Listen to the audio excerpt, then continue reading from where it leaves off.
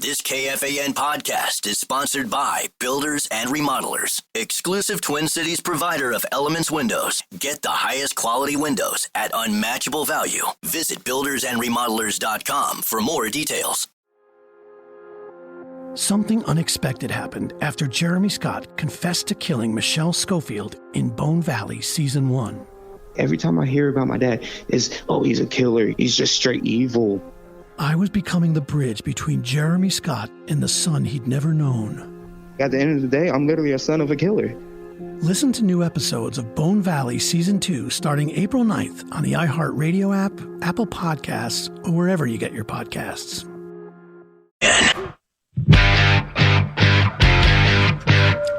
Tune on in, take a look at us, see what we look like.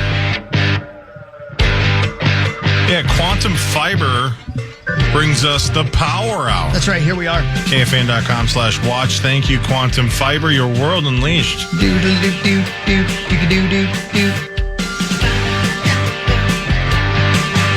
That's right. Here we are, ladies and gentlemen. Here we are. Power Trip Morning Show. What year do you think it was, Marnie, that on this date, baseball superstar Hank Aaron of the Atlanta Braves broke Babe Ruth's lifetime home run record by hitting his 715th home run in a game against the LA Dodgers? What year do you think it was that Hank Aaron broke Babe Ruth's record? I am not great with history. I'm not either. I would have been way off on this. Late 70s? Early 80s. I think that's a good guess, just based on the video that I've seen 1,000 times of him running the bases. Yeah. It looks like a late 70s. Exactly. And then following him around. That looks like a late 70s kind of a video. It looks dangerous as hell, too, right? A 74. You nailed it. It was 1974. Bam. That's right. 1974. Yeah. Gotta go Mexico. Yeah. I mean, how that's crazy that's one of those that? unbreakable records, right? Like after Barry Bonds did it, right? I think he's surpassed Hank Aaron. Like nobody's ever going. I don't know. What about Have Aaron you seen Judge? the Thunderbats? Yeah, that is true. Yeah, Judge That came. takes a lot, though. Judge had a pretty good year. And he's already off to a monster start this year. Maybe he hits like 200 this year. You never know. I mean, it's not impossible. Mathematically, it's not impossible. I mean, I wouldn't bet on him. The guy that I don't know if he jumped over the fence or whatever, ended up running the bases with Hank for a few strides, handful of strides. I've never looked into it, but how about a documentary on that video? Or what happened to that guy? Did he get arrested? Did they just go, get back in your seat? That ended up being the first President Bush. That was George Bush Sr. Wonderful. Hell of an athlete. Can run the bases with the best of them. Incredible. Blazing fast. Scary. Think about it. It is scary. Yes. Knowing that his intentions were only to celebrate. Yeah, right. I hope. Then for sure. That's a good thing. Makes it much right. better. Yeah, for sure. But, of course. Yeah. Crazy. Yeah, there you go. Okay. What else you got? Oh, I got plenty, but it's not my turn. It's Corey's turn. Corey's got sports for you. It'll be super exciting. Okay. Oh, well, okay, good. Probably Wolves. It's time for Fan 5 on the Power Trip, presented by Builders and Remodelers. Thanks, Builders and Remodelers. Thank you, Builders, and thank you, Remodelers. The Gators won the national title last night. If you saw the first half, Houston was in control most of the way, playing super solid defense, had a small halftime lead. Then early in the second half, started pulling away, and they were up 12. And ESPN Analytics say at that point it was something like 93.6% chance of winning the national title. National championship is in the balance. Florida leads it by 2. 6 seconds. 5 seconds. Sharp. He won't. He can't touch it. He can't. 1 second. And it's over. Florida is back on top of the college basketball world. It's a great day to be a Gator. They win the national title. Houston did not get a shot off. Florida 65. Houston 63. Yeah, Houston blew it. 9 straight possessions at one point that they didn't score. The last 3 possessions, they didn't even get a shot off. Walter Clayton Jr., they had shut him out at halftime. He scored 11 in the second half. That kid's just a killer. He's just a really clutch player. So, again, I've already gone through this 1,000 times, but as a guy that was anti-sweating Florida because of the Tommy bet and the core versus 4 bets, most of the tournament was boring as hell, but Florida had like 4 really dynamic games. That game with UConn was super captivating. They were the 2-time defending champs. Not a super high seed, but they gave Florida everything they could handle. Florida found a way to come back and win that game. Then they had a pretty easy game against Maryland. But the last 3, Texas A&M had them like almost 9 or 10 points. Second half, they came back and won in dramatic fashion with like a minute and a half to go. Auburn had them by like 9 or 10 in the second half. Came back and won. Now Houston had them by 12 in the title game in the second half. And instead, it's the 3rd biggest comeback in title game history. And Houston blows it, and Florida won again. So I think somebody said it on ESPN this morning, they really didn't play a complete game after their first round game. But you just couldn't put them down. Every team that had them on the ropes couldn't put them away. They made mistakes, or Florida hit every 3 they took, and everything went their way. But give them credit. The defense, if you stop any team 9 straight possessions, that's pretty good. And 3 turnovers, I believe, in the final minute. Again, without getting a shot off, Houston just blew it. They crumbled. Yeah. It was shocking. That last possession in particular was shocking. Yeah, to not even get a shot off. Yeah. The shot was going to get blocked, so technically he did the right thing by not shooting it because it was going to get stuffed right back in his face. The shot fake would have been great there, but by the time he realized that, he was already in the air. Left his feet. And panic has set in, I'm sure. Yep. But even before that guy at the top of the key got the ball, it was just over on the right wing, and there was like no movement and no passing, and it was just all conglomerated. Nailed it. Yeah. Talk about it, sister. Both teams, I thought, in the final handful of possessions, it was like turnovers and chaos, and it was pretty entertaining, but not super crisp, clean basketball. Did you happen to notice, or have you guys talked about the Florida redshirt freshman who is 7'9"? That's a huge bitch. 7'9". Yeah, so you could see him behind the bench. He's in street clothes. You can see him behind anything. Right. You could see him behind a redwood. He is My God. from Canada, and he is the Guinness world record holder for being the tallest teenager. I don't know if he's still a teenager. Oh, I would assume so. If he's a redshirt freshman, so he's 18, Oh, my 19. God. He is 7'9". There's a photo of him and Tracy Wolfson next to each other, and you can't even believe both are human beings. But think about it, though. 7'9", he played 0 minutes, right, in the title game. I think they said 0 freshmen played in the game, Yeah, period. he's a red shirt, so he's But even so. A big red shirt. When you're that extra big. long red. Forget the red shirt for a second. That he's probably not very good. Come on. He's just not. Yes. My you're guess is he's probably not very good. Yes, because there are true freshmen who play all the time. There are a lot of guys that, like, what was it, Taco Fall from a couple of years ago? You get these guys that are 7 foot whatever, a number that doesn't seem possible. And 9 times out of 10, this is why Wemby truly is a freak. At 7'4"? 4? Yes. To be able to handle. Wemby's a freak, right? Because most of them, once you get to be that tall or taller, they're not super coordinated. They look like a baby giraffe taking their first steps their entire lives. Most of them, right? Yao Ming was an exception too, because Yao Ming had like tree trunk legs. He was not rail thin like a lot of these guys are when they're that tall. So most of them just aren't coordinated. The bodies aren't supposed to be that big. They're just not. There's a video of this guy, Oliver Rue, would you say? R-I-O-U-X? Yep. He's cutting down the net, and there's a ladder, and he's standing beside the ladder. He is flat-footed with a scissor cutting down the net from last night.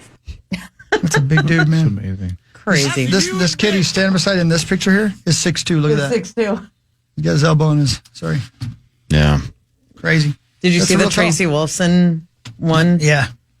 That's really something. When he actually starts getting into games, it's going to be bizarre to watch to see how they use him, because my guess is he's not going to be a great dribbler. You're going to have to get him the ball in the blocks. How do you defend a guy that's 7'9" from 3 feet away? Have somebody on somebody's shoulders. I mean, he's got in a trench coat. Hey, like Joe Mandy and Blake Griffin.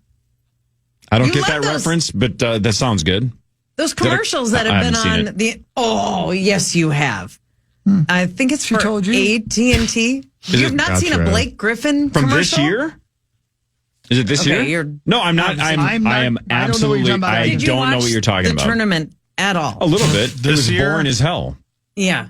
I didn't watch a lot of it, but enough to see like 8 different commercials with Blake Griffin and Joe Mandy. I honestly have not. See, and Abbott thinks I'm kidding. He thinks I watch TV 24 hours a day. That was me 15 years ago. Now you're like 22 hours a day. No, now it's I watch poker, and then the rest of the time the TV's on as background noise, Okay. and I'm not actively watching it. So I'm sure I heard it technically without knowing that it was them. Okay. I mean, it was to the point where There's a trench Charles coat Barkley, like as they were going to commercial break, Charles Barkley would groan and say something like, I'm going to see Blake Griffin. Like he was getting funny. so sick of those commercials. And in one of them, Joe Mandy, St. Paul Central's own, Super funny. gets on the shoulders of Blake Griffin to, I don't know, take down a TV or do something. But not with a trench coat. Just trying to get extra height. Oh, yeah. I thought maybe they were trying to sneak Correct. into a bar or something underaged. No, that would be hilarious. Yeah. Okay. All right. No. The Wolves play tonight against the Milwaukee Bucks of Anaheim, the Drunken Scotties. One of the final 4 games for the Timberwolves. And again, they are in a 4-way tie. Clippers, Golden State, Grizzlies, and Wolves are all 46 and 32, only if she's 5'3". So those are seeds 5 through 8, but 4 is not out of the realm of possibility. 1/2 game. Yeah. We are It's all tight. 1/2 game out of 4. We are all 2 games out of 3rd. Oh, a lot could happen. I mean, they could lot go could happen. 4-0. I do Yeah. think 2-2 is about the minimum, right? If you go, Yes, if you go minimum, 1-3, you deserve to be the 8 Yeah. with this pretty Yeah. easy schedule. I think 3-1 is likely. 4-1 would be great. And is 4-0. or 4-0 is definitely possible. Yeah, But Memphis on Thursday is going to be tough. But yeah, let's go. I mean, what a wonderful position to be in, to play meaningful games on the final week of the NBA regular season. And no, you could be seeded from realistically 3 to 8. Zach, how much fun is this? 3 to 8 is Max's shift on Fox 9. It is. Basically. Pretty close. Okay, cool. All I right. couldn't be more excited for this. Sweet. Thanks, Barnes. Yep. And Marnie, you put Seems it like together in a beautiful package. That's a weird thing. Yeah, that was a weird way to word I that. know what you're saying, but I still feel weird about it. You're right, though. Let me rephrase that. Okay, go ahead. You summarized it well. You put it in. I can't say this without package. I'm sorry. This was Sure just you like can. yesterday with the N-word. Exactly like that. Out of context, that's an interesting sentence. Zachary, how do we feel about Zach's hood phase over there? Look at him, got the hoodie up, looking like he's a He's a hood rat. rapper from 8 Mile. He's a twerp. What is the word? Ben? Twerp. Twerp, yes, What a twerp. twerp. Nah, you're being a twerp, Zach. This is my twerp phase. Era, yeah. It's twerp Era. summer. It's a twerp It's summer. a hot twerp summer. I mean, yeah. Las Vegas was eerily empty for the Super Bowl in February, Yep. and casinos are starting to panic, Good. Good. and for good reason. Harry Reid, anybody named Harry, I feel bad. You know, Harry Styles. Harry, anybody. They had a rough high school for sure. Harry Styles, like that was the 70s. You know what I mean? International Yeah. Airport is the primary airport when you fly into Vegas, as you know, Marty.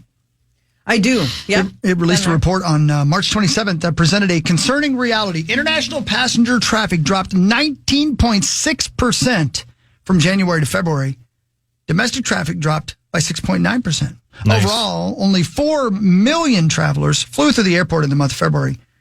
And that is a 7.5% decrease year over year. Not as much as I thought it would be. Is 7% enough? I mean, it's obviously getting their attention a little bit, but It better. does Vegas feel that? A 7%, 7.5% decrease? I bet they do. The start of something, a little at bit. least.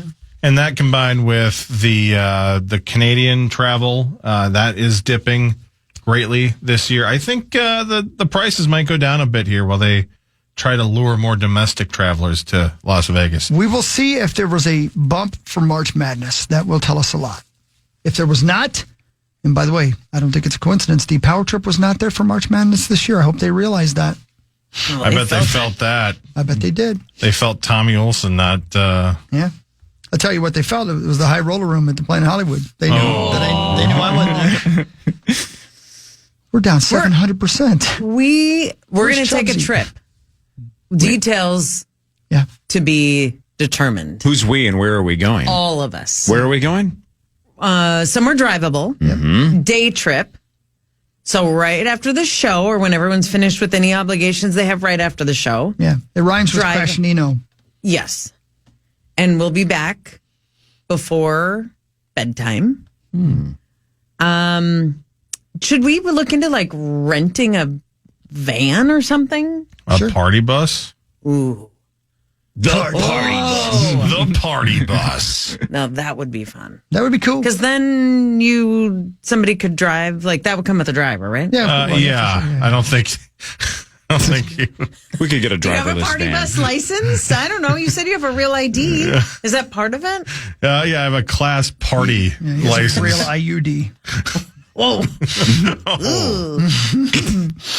Okay, well, we just have to get a date that works for everyone's schedule. Even Sauce with the baby said he's coming. Not with the baby, but he has one at home, and he was like, yeah, I wouldn't miss this bonding trip for anything, is what he said. Including his son. End quote. Correct. Is that what he said? Yep. Mm-hmm. Yep. Yeah, he's changed. I don't know. Maxo's got a Monday through Friday job, so we'll see if he'll be with us in spirit. What? I can't go? No, you're going to pass away. Can you tell me when at least? Nope. We're working on the date. I don't have the Wolves schedule beyond Sunday, so yeah, the season's over. It's based on that. Right. Well, it'll be fun. Can't wait. Can we get one of the vans that has like lights on the inside? Of course, and the pole. Obviously. Yeah. Here's what we had to do: is take one of these station vehicles that have flat tires sitting in the other room over there. Oh boy! Right? You know what I mean? Have you noticed we have like 7 of them up there? Yeah, they're all very dangerous to. Yeah, let's give her hell. Drive it like you ain't got a dime in it. You might die before you get to the bottom of the parking ramp. You know what? It's the Wheel of Fortune, baby. Yeah, I don't really want to play that game. We're certainly not going to make it to the most anticipated event of the year. What's that? Jingle bells. Headlines next. More with Marnie Gellner and the rest of the Power Trip Morning Show after this on The Fan. The Fan. Something unexpected happened after Jeremy Scott confessed to killing Michelle Schofield in Bone Valley Season 1. I just knew him as a kid. Long, silent voices from his past came forward. And he was just staring at me. And they had secrets of their own to share. Gilbert King. I'm the son of Jeremy Lynn Scott. I was no longer just telling the story. I was part of it. Every time I hear about my dad, it's, oh, he's a killer. He's just straight evil. I was becoming the bridge between a killer and the son he'd never known. If the cops and everything would have done their job properly, my dad would have been in jail. I would have never existed. I never expected to find myself in this place. Now, I need to tell you how I got here. At the end of the day, I'm literally a son of a killer. Bone Valley, Season 2. Jeremy. Jeremy, I want to tell you something. Listen to new episodes of Bone Valley Season 2 starting April 9th on the iHeartRadio app, Apple Podcasts, or wherever you get your podcasts. And to hear the entire new season ad-free with exclusive content starting April 9th, subscribe to Lava for Good Plus on Apple Podcasts.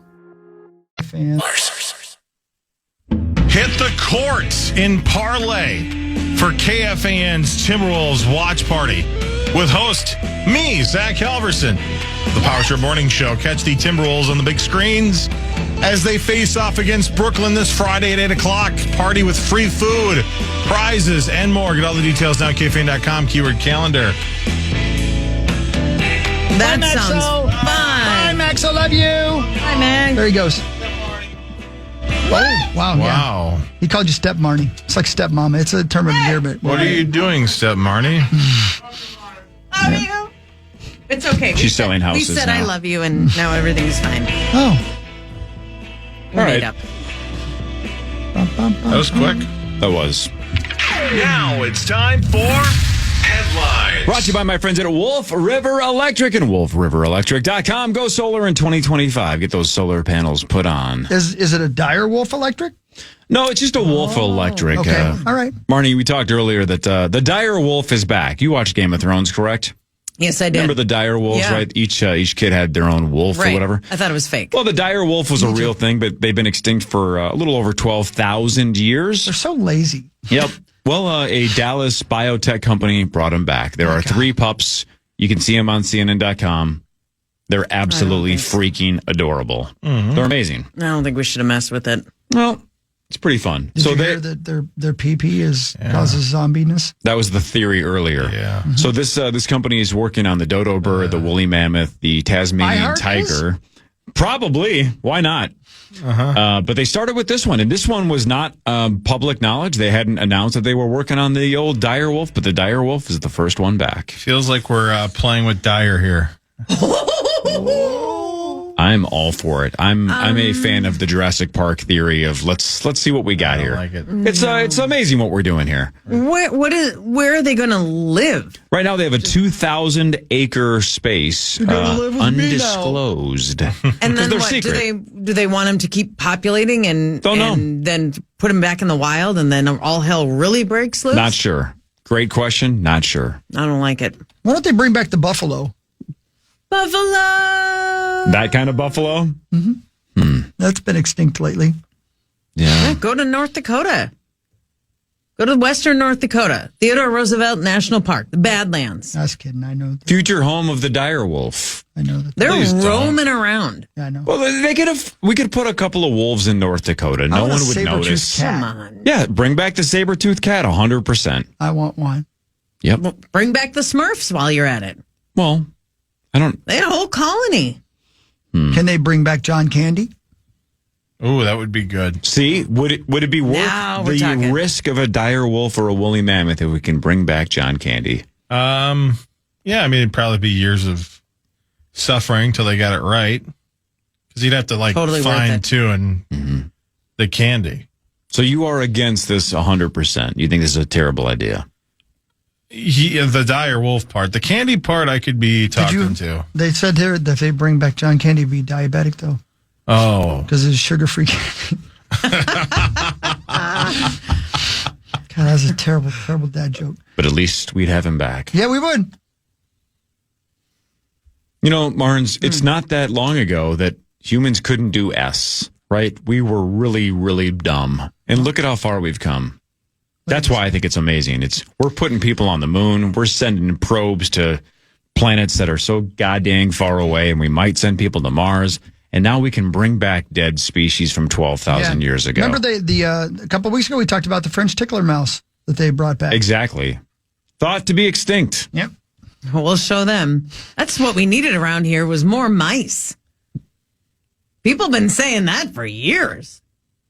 Some people say Mises. Do they? Yep, he'll be back tomorrow. AMC is developing a series based on the Grapes of Wrath. Man. That'll be depressing. Yeah, that's a hell of a thing, though. Steinbeck, right? Is that right? There's a handful. I think so. I read the book in middle school, maybe? I think middle school. How was it? I don't remember it at all. No memory of it. I just know that there were a lot of those books that everybody I don't know if it's still part of basic Minnesota curriculum, but 1984, Animal Farm. Of Mice and Men. Grapes of Wrath. Holes. Nope. Where the red fern grows. Oh, Lordy. Oh, what a great book. No. I stopped about To Kill a Mockingbird. Old Ann, Little Stan? No. The only thing I remember about To Kill a Mockingbird is the name Atticus Finch. I don't remember anything else about the book. What about Scout? What about Tom Joad? No. Great Gatsby. Never read The Great Gatsby. Didn't see the movie either. You know Tom Joad is from the Grapes of Wrath, right? Did not know that. I just know the Springsteen. Ghost of old Tom Joad. And Rage reference. Anyway, AMC developing a series based on the Grapes of Wrath. Netflix is the winning bidder for a reality competition show based on the board game Monopoly. A reality competition show. Meaning you're buying property? I don't know. I have a lot of questions. Do you think Reading Railroad is for sale? What? Look at you paying attention. Probably. Tough one. Reading. The season finale of The White Lotus on Sunday brought in 6.2 million viewers. That is a new record for the show. I still think it's reading. It's spelled reading. I know. And I've only said it reading. I know. It's the Reading Railroad. We'll take a ride on the reading. Yeah, White Lotus record breaker on Sunday. Worth it? Yes and no. It was fine. Oh, didn't love it. Didn't love it. Didn't hate it. I mean, great. I thought the season was worth it in general. Slow start, but I thought the season was good. But thought the finale would be a little more, I don't know, a little more epic. As good as either season 1 or 2? Right on par? Less than? I think they're all about the same. Okay. Well, after that glowing review, Well, again, not to keep repeating my take on the first 2 seasons, but it is a show that I literally think sucks the humanity out of me. Like, I just lose faith in everybody watching that show because it just shows how much everybody hates everybody. I've known you 25 years. You can't blame it on this show. But I just think it's every character finds the way to make me believe they're going to make the worst possible choice and do the most evil or backstabby thing possible. Almost every time they're given the opportunity, they pick the option that is the worst. And it's like, man, there's only a couple characters in this season where you're like, there's one gal specifically. You're like, she seems to be a really nice person. Yeah. She's just in it she's looking for love. She's trying to be positive. She's like a meditator. She is in Zen mode. She's a lovely person. You're pulling for her. Yeah. And that's about the only person on the show that's worth a damn. Everybody else is terrible. Okay. Cool. I got to find a new show. I think The Last of Us premieres this week and next weekend. Coming up pretty quick. I believe that's the case. There's a Kevin 2. Bacon show that just came out on Prime that's pretty cool. He's the bondsman, right? He's a bondsman for hell. Yep. It's an interesting show. A little scary. Let's see. If you haven't seen Shrinking yet, I encourage you to do that. Oh, I have not. Oh, you got to watch that then, Moms. That should be number 1 for you. Oh. Yeah, that should be number 1. Well, and you finished Severance. You liked Severance, right? Loved it. Yeah, loved it. Awesome. We still got to talk. We didn't talk off air last week about your thoughts on the ending. We briefly did. We got to break that down, though. We'll talk. Yeah. Ooh. A third of us already trust ChatGPT more than experts. Shouldn't do that. Should not do that. I agree. It's wrong a lot. It very much is. I love it more than most, but it is. You really got to double check.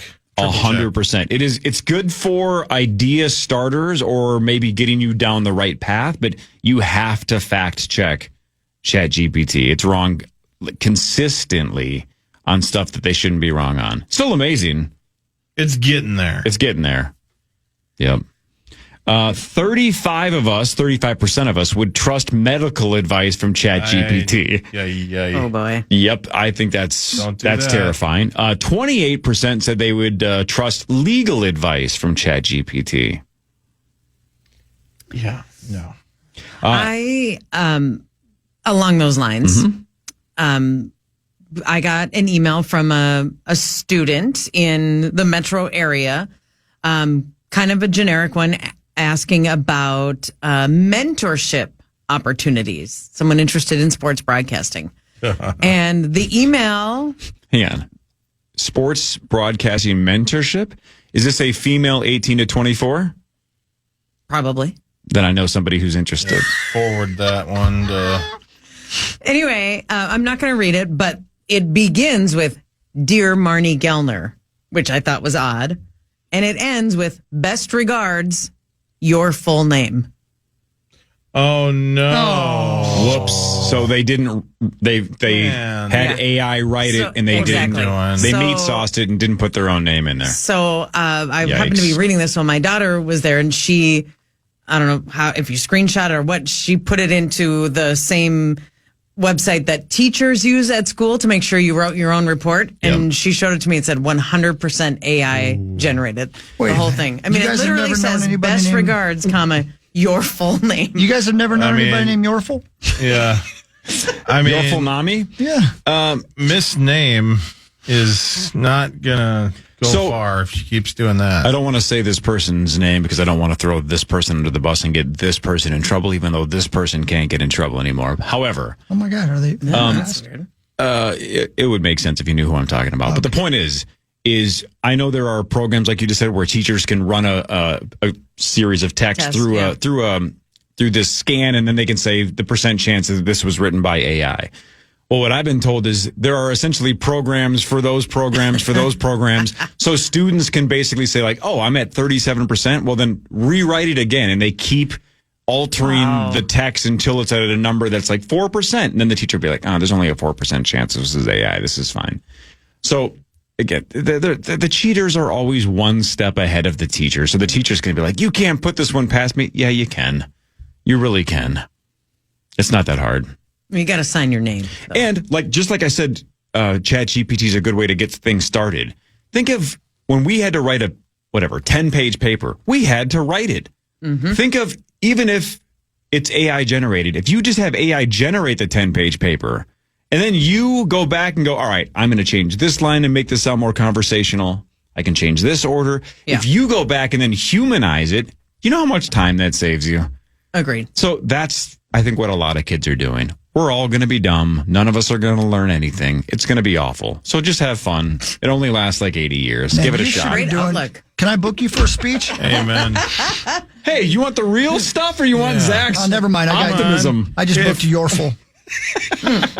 Yorful name. Got a future in this business, I think. Mm-hmm. Half of users say they lean on ChatGPT just as a learning tool. 33% use it for financial stuff. Again, oof. My goodness. 30% say they use it for product recommendations. 20% use it for career advice. And 15% turn to it for relationship advice. Yeah. What? I can't imagine asking for, like, here's what's going on with me and my significant other. Should I stay with them? What? It's surprisingly helpful. What? Hang on. Zach, No, I mean, not like that, but like it. What have you asked it? I've thrown it some things. And Such as? It comes, some personal, like. Such as? Mental health stuff in it. Such as? It says, it has a good response. Hang in there? It's a nice little reassuring. You talk about a motivational speaker. You should hire ChatGPT for your next event. ChatGPT? Is that your buddy? I don't want answers from that little twerp. No thanks. I mean, I see where some of this could be helpful, but also potentially really dangerous if you're asking for actual help, not just relationship, but real help on something, and you're relying on a computer, whether to make a big decision or not. Again, as with all of this, you should, but it's a good starting point for some. As long as you're not just taking it all literally and being like, well, the computer told me to do it. Right. Which is the start of a movie, I'm sure. That's probably being written right now. Or a Black Mirror by episode. ChatGPT. What if you just need some affirmation or something and you type into ChatGPT, like, tell me I'm going to have a great day and that I'm smart and motivated and give me a good speech. Well, I bet try. it would just spit something out that could be super helpful and very positive. If you're having negative thoughts about yourself today. How do I tell Marnie Gellner she's going to have a great day today? She's awesome. And she's awesome. Aww, Can I throw in some things? Sure. No! Let's see here. This is Grok. This is Twitter's AI. Okay. You could send Marnie Gellner a message like this. Hey, Marnie, just wanted to drop you a quick note to say you're awesome. And I've got a good feeling today is going to be a great one for you. Keep shining. Keep shining. See, I mean, like, what is that supposed to do? That felt I feel better. so Grok says, keep it simple and positive and to the point. That should make her smile. All right, here we go. You ready for this, Marnie? Hit me. Marnie. Yeah? You're a certified rock star. Whether you're courtside, on the mic, or just being the awesome human that you are, the energy you bring lifts up everyone around you. And today, the universe owes you that energy right back. So take a deep breath, throw on that signature smile, and go crush this day like only you can. You got the talent, the heart, and the power. Let's make today one for the highlight reel. Oh, my gosh, Zach, that was unbelievable. Oh. Thank you so much. Oh. Give me a great Take day. that, Core. Well, I just asked Grok, Marnie, is Marnie Gellner good at her job? Oh. You don't have to read it. Marnie Gellner is widely regarded as highly skilled and effective in her role as a sports broadcaster. She's built a strong reputation over her 20-plus years with Bally Sports North and previously Fox Sports North, covering teams like the Twins, Wolves, Wild, and Lynx. Her versatility shines through in her work as a sideline reporter, host, and play-by-play announcer, most notably making history as the first woman to call a Twins game in 2019 and the second woman to do NBA play-by-play on TV in 2018. Those are both accurate, right? Yes, but Zach's was better. Colleagues and fans. Let's see if this part. Let's see if you like this. Colleagues and fans praise her preparation, professionalism, and ability to connect with players and audiences alike. Her relatable, down-to-earth style, you get that from the Dakotas, combined with a sharp wit, has made her a beloved figure in Minnesota sports media. While opinions on broadcasters can vary, the consensus is that she excels at her craft. Can we be done? Zach, your hands up. It asked me if I wanted it to rhyme. I wrote you a poem. Oh, you did? Okay. This is from Hawk GPT. You ready?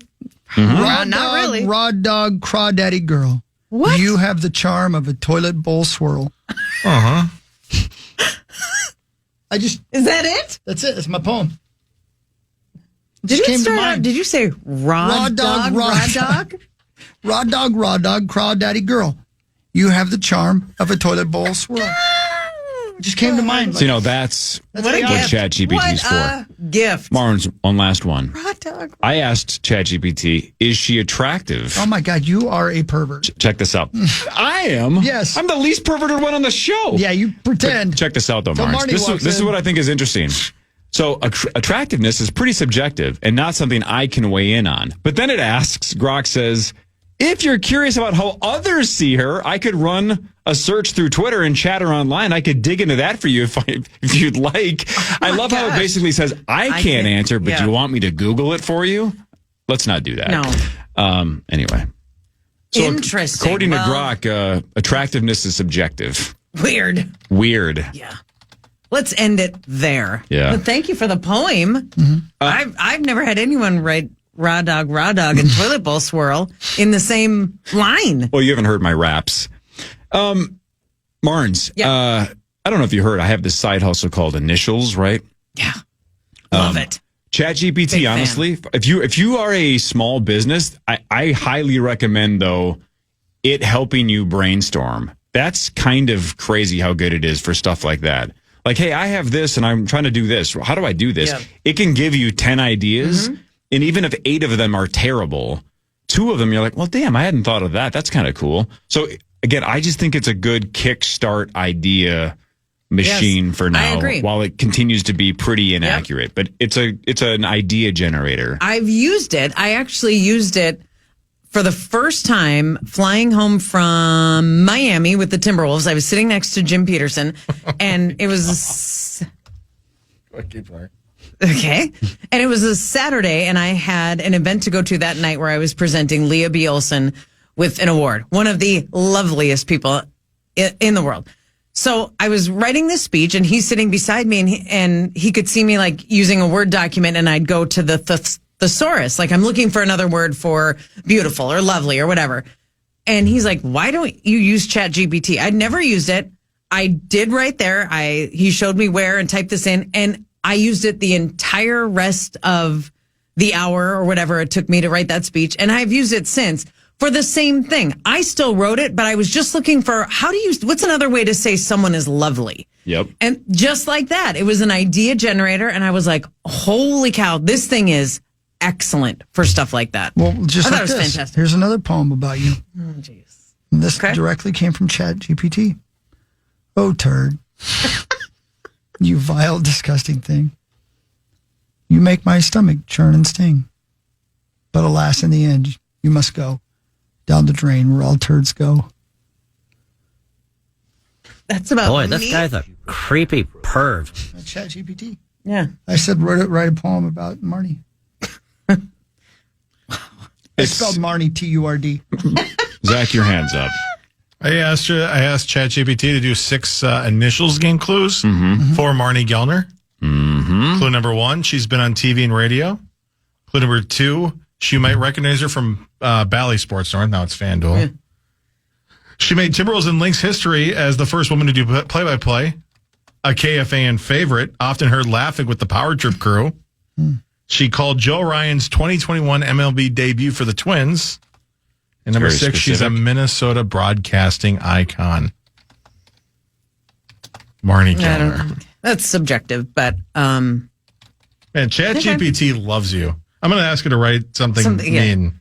No, it's going to go read all the comments, just put them all together. Probably will. Yep. Corey's Lips. Tough day for me.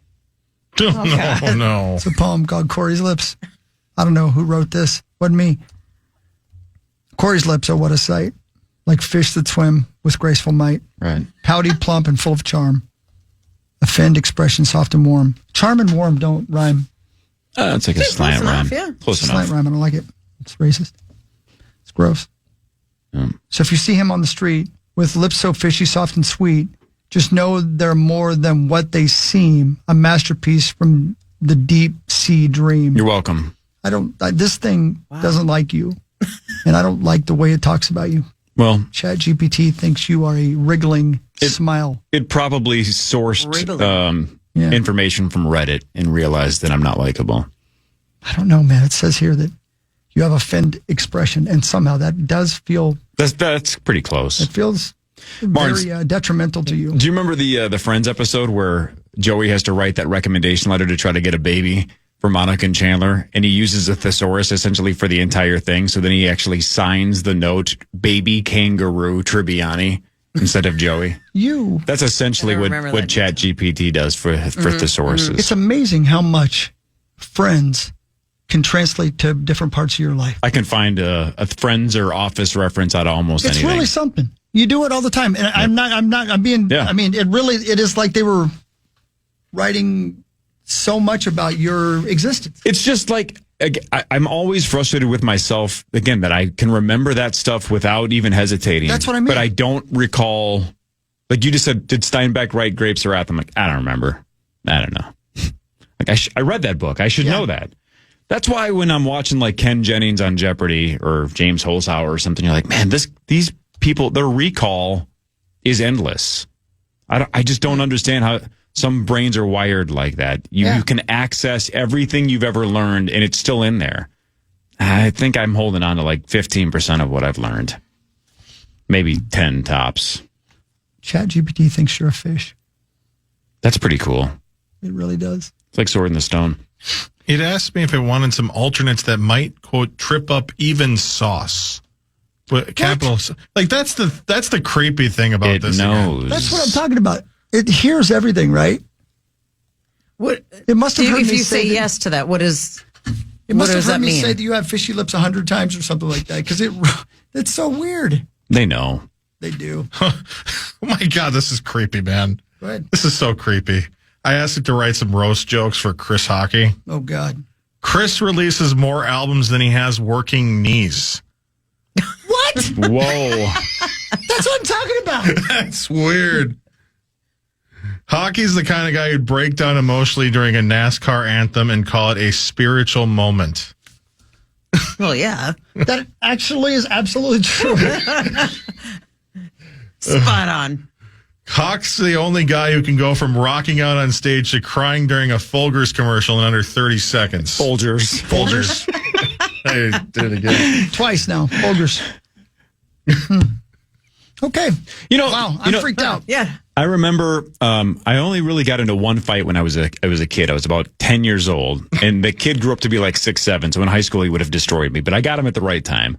But I remember after I beat him up at the park, he ran over to my house to try to tell on me.